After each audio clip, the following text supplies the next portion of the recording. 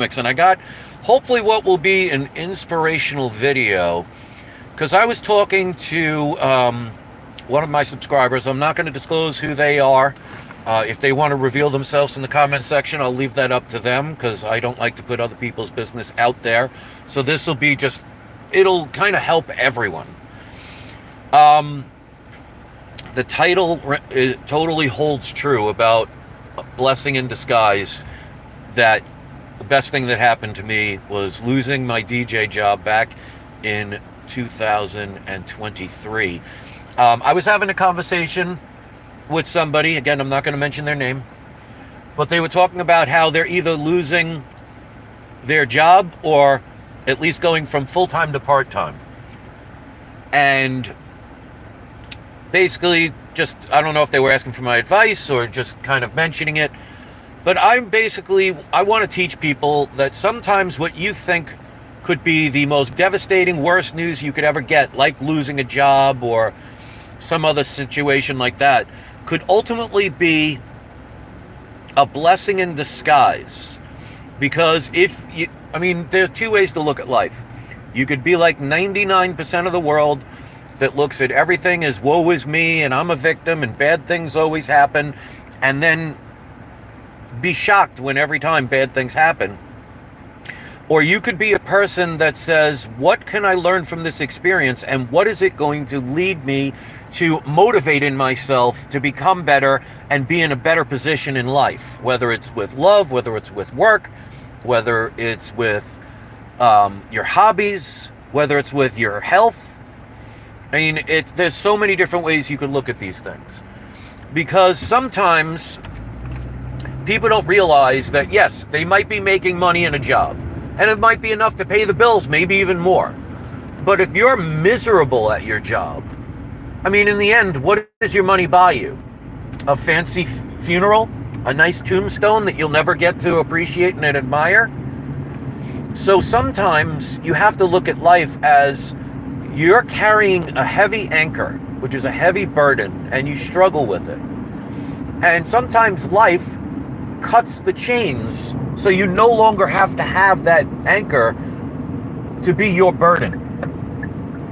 And if you see life that way and see the future as now having an option for you, depending on what you choose to do with the situations that happen to you, that you can now have a new lease on life and totally get things that you've hoped and dreamed for, but you got to work for them. You can't just sit back and say, all right, universe, throw me everything. Life doesn't work that way. If that was the case, the wealthiest people in the world would have just laid in their beds all the time and money would have just fallen from the sky. Life doesn't work that way.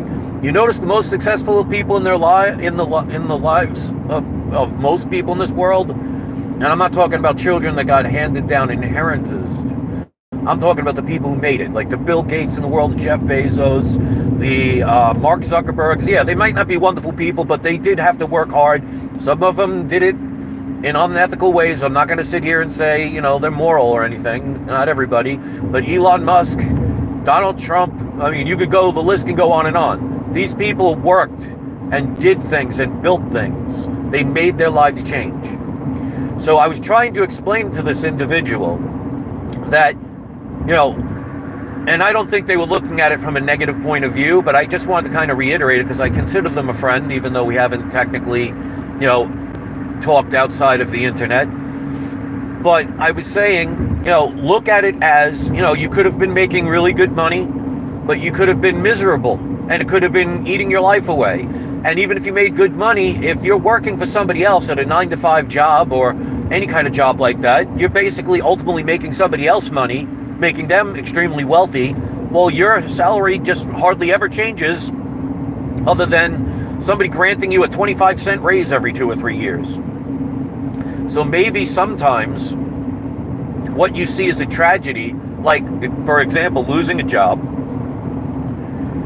if you want to see it as, oh, that's so negative, well, don't be surprised that all negative things keep happening. But if you see it as okay, I didn't really like that job anyway, or I didn't really like that person that I was dating, or I didn't really like the way my health was going, and something awoke in me to change my mind and improve my life if I choose to. Because remember, everything in life is ultimately a choice. There are plenty of people that get bad news, like finding out that they have cancer, and there are many people that basically will die within a month afterwards with no fight. And there's other people that not only fight, but actually beat the cancer and it disappears from their body. It's not luck, it's effort. When I lost my DJ job, because, life was challenging moving from Florida from New York to Florida, because I didn't know where I was going. I didn't have family or friends. We didn't even look at the house. I bought it sight unseen. I didn't have a job lined up, but I knew that once I got here, an opportunity would find itself. So I end up starting a flea market job, which actually just happened because the people that moved my stuff, when we moved here, we hired movers to unload the trucks and load into the house. And the movers ended up living in the same, the next block over from where I live. So we ended up becoming friends. We went, they wanted me to go on a fishing trip, just never ended up happening. But we hung out a couple of times and they took me to this one flea market. Long story short, I ended up getting a small little booth one day because they asked me if I wanted to go in a booth with them, and then started my own, and then had the comic business.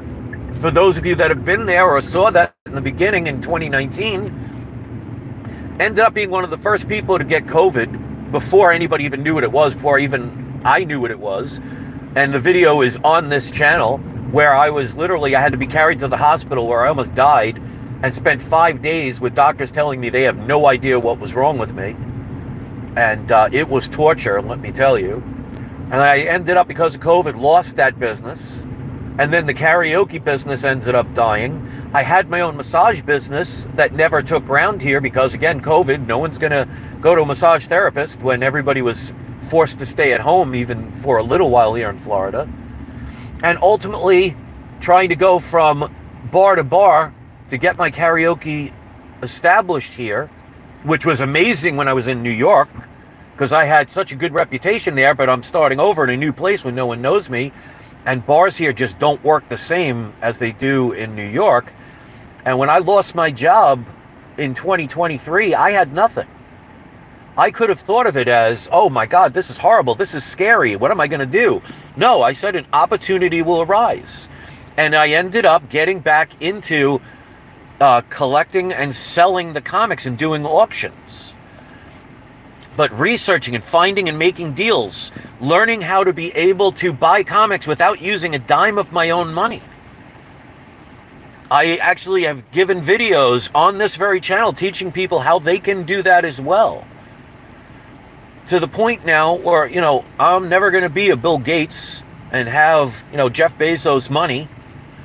But when I do my auctions, I can actually make enough money to get my bills paid and have a little bit left over to buy a couple of more comics and keep the cycle going. So instead of, one of the bad things about Florida, there aren't many, but one of the bad things in Florida as far as a DJ is concerned is they allow smoking in the bars. I've had asthma problems all my life. I've almost died from it about 5 to 6 times my entire life.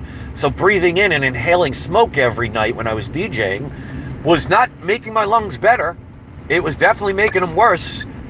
So losing that job in that aspect, all of a sudden I became healthier because I wasn't inhaling smoke every night.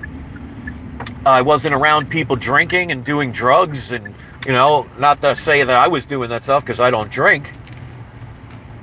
But you never know. I mean, there were fights that would happen every now and then. And especially, alcohol and beer toughness. And this person's blocking the road so I can't get past. But my point is, you can make your life whatever you want to be. It's your ultimate choice. But if you always want to look at the glass as half empty, you're always going to have that mindset, and you're never going to better your life because you'll be afraid because everybody tells you how hard it is. And that's why one of my things I do on my channel is always show people the unboxings of deals that I get to show that you don't have to hold on to comics for 10 years to make money. You don't have to listen to people that are telling you the economy's bad, or that the comic book market is failing and crashing, or anywhere else in this world. You can be the exception to the rule. I mean, you could follow what I call the negative Nancy, because misery loves company. But if misery loves company, that means you're just as miserable as the people you're connecting with. Why would you want to do that to you and your family? Or even just to you yourself, even if you don't have any other family? To me, it just makes no sense. But it is a choice. And I want you to remember this. There are people who listen to their brain, and there are people that listen to their heart. Okay? Those that listen to their brain have to understand this concept. The brain cannot predict the future. It can only make guesses. The brain cannot even process this instant in time. Because if you know anything about how synapses work and electricity and how things get measured in your system, it takes a fraction of a millisecond, but it takes a fraction of a millisecond. For example, if I touch my arm, it seems like I'm feeling it the exact moment I'm touching it. But there is, because light travels at a certain speed, 186,000 miles per second, there is, even when something's close, there's a microsecond of a gap, which means your brain does not even see in the present. It is always processing information based on the past. Now, when I mean past, I literally mean like 0.00011/100,000th of a second. But that's still in the past, that's not even the present. So your brain cannot do anything other than process information it has. That's why it can only guess about the future. It will never know. There's sayings that people know throughout lifetime. They don't say put your head into it. They say put your heart into it. It's trusting your instincts. It's knowing that even though every time you go home from work you make a right turn, you get that feeling one day that says, you know what, maybe I should go left this time. And ultimately, when you trusted that instinct, you found out that maybe there was a accident, or maybe there was nails in the road and you would have ran them over and all your tires would have been punctured. Or maybe a child would have ran out in the middle of the street and you would have run them over, God forbid. If you trust your instincts, your life is going to be so much better. But so many people base life on fear and loss, and they hold on to things like it's the only thing that they have in their existence. And that's when it comes to relationships, when it comes to jobs, when it comes to your health, when it comes to your friendships, whatever. It doesn't matter. You have to, if you want to improve your life, let go. Be Yoda talking to Luke Skywalker when he says, you must unlearn what you have learned. Fear is a learned system. You are not born with fear. You are taught fear. Now, not all fear is bad, because fear will keep you protected. But there are parts of fear that actually can be good. I mean, have you ever been on a roller coaster and you were afraid of it, but yet it was exhilarating and you had a fun time? It's what you make of it. It's like a gun. A gun is a tool. The gun is only evil if an evil person utilizes it for evil purposes. The tool cannot be either good or evil. Just like a spoon, you can use it to eat some soup, or you can use it to jab somebody's eye out, which I don't recommend anybody doing. Again, the tool isn't good or bad. It's the person who utilizes it. So it's the same thing with information. It's the same thing with your job. It's the same thing with your friends. It's the same thing with your relationships. There is no good and bad. It's all perception. Because if you know anything about comic book villains, a lot of villains tend to be more appealing to people because they tend to be more relatable. The reason being is a lot of villains, they start out because they felt that they were wronged and they feel justified in their actions. So if you are in the process of holding on to a job, for example, that you absolutely hate just because it's making you some money to survive and barely get by, well, if you want to spend the rest of your life being miserable, making just enough money to survive, you can absolutely do that. That is a choice. Or you can either move on Or maybe you do get fired and let go. Then you have no choice. And then you are forced to get off your behind and do something. Or you can do nothing and end up being homeless on the streets. You can be the victim. It's all about choice. And unfortunately, most people don't want to know that they are responsible for their actions and inactions. Because there are three choices in life. There is making a choice, making the wrong choice, and making no choice at all.